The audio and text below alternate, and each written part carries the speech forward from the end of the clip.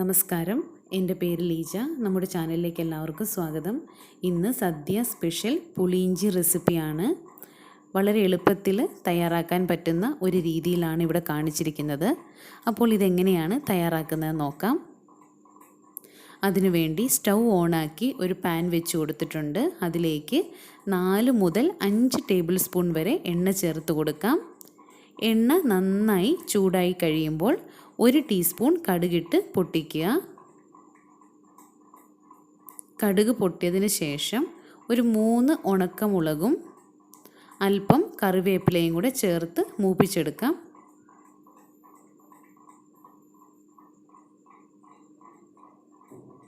ഇപ്പോൾ ഇതിലേക്ക് 180 ഗ്രാം ഇഞ്ചി വളരെ പൊടിയായിട്ട് അരിഞ്ഞതും കൂടെ ചേർത്ത് കൊടുക്കാം.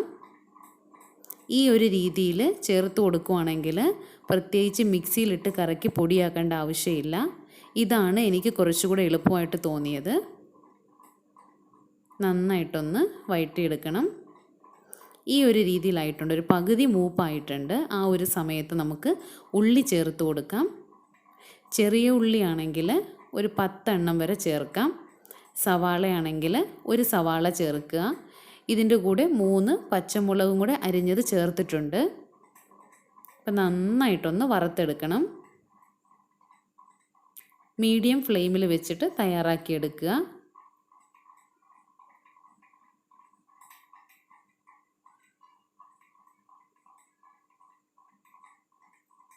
ഇപ്പോൾ ഈ രീതിയിലായിട്ടുണ്ട്.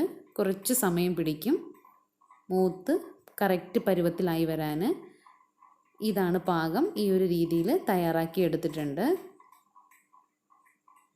ഇപ്പോൾ ഇതിലേക്ക് പൊടികൾ ചേർത്ത് കൊടുക്കാം. 1 ടീസ്പൂൺ മുളക് പൊടിയാണ് നിറച്ചെടുത്തിട്ടുണ്ട്.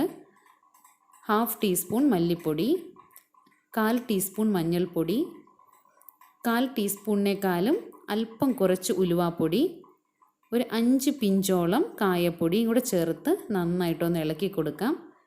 ഒരുപാടങ്ങ് ഇളക്കേണ്ട ആവശ്യമില്ല. എണ്ണ നല്ല ചൂടായി കിടക്കുവാണ്. പെട്ടെന്ന് തന്നെ പൊടികൾ മൂത്ത് വരും.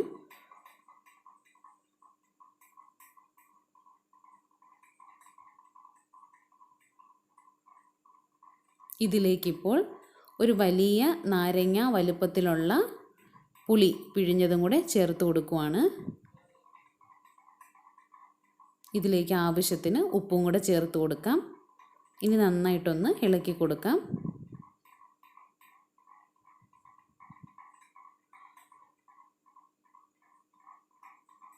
കറി ഇവിടെ തിളച്ച് വന്നിട്ടുണ്ട്. ഇതിലേക്ക് 200 ഗ്രാം ശർക്കര കത്തി കൊണ്ട് ചീകിയത് ചേർത്ത് കൊടുക്കുവാണ്. പാനിയാക്കിയാണെങ്കിലും ചേർക്കാം. മണ്ണും പൊടിയൊക്കെ ഉള്ള ശർക്കരയാണെങ്കിൽ പാനിയാക്കി ചേർക്കുന്നതായിരിക്കും നല്ലത്. പാനിയാക്കുന്ന സമയത്ത് കുറച്ച് വെള്ളത്തിൽ ചേർക്കുക. ഇല്ലെങ്കിൽ കറി കുറുകി വരാൻ ഒരുപാട് സമയം പിടിക്കും. ഒരു 5 മിനിറ്റ് ഞാൻ തയ്യാറാക്കിയെടുത്തതാണിത്. വളരെ പെട്ടെന്ന് തയ്യാറാക്കിയെടുക്കാൻ പറ്റും ഈ ഒരു രീതിയിൽ ചെയ്യുവാണെങ്കിൽ. ഇഞ്ചിപ്പുളി ഇവിടെ വളരെ പെട്ടെന്ന് റെഡി ആയിട്ടുണ്ട്. ശർക്കര പൊടിയാണെങ്കിൽ സൂപ്പർ മാർക്കറ്റിലൊക്കെ വാങ്ങിക്കാൻ കിട്ടും. ഇത്രയേ ഉള്ളൂ, കറി റെഡിയാണ്. ഈ ഒരു രീതിയിൽ ഒരു പ്രാവശ്യം ട്രൈ ചെയ്ത് നോക്കുക. നിങ്ങളുടെ അഭിപ്രായങ്ങൾ അറിയിക്കുക.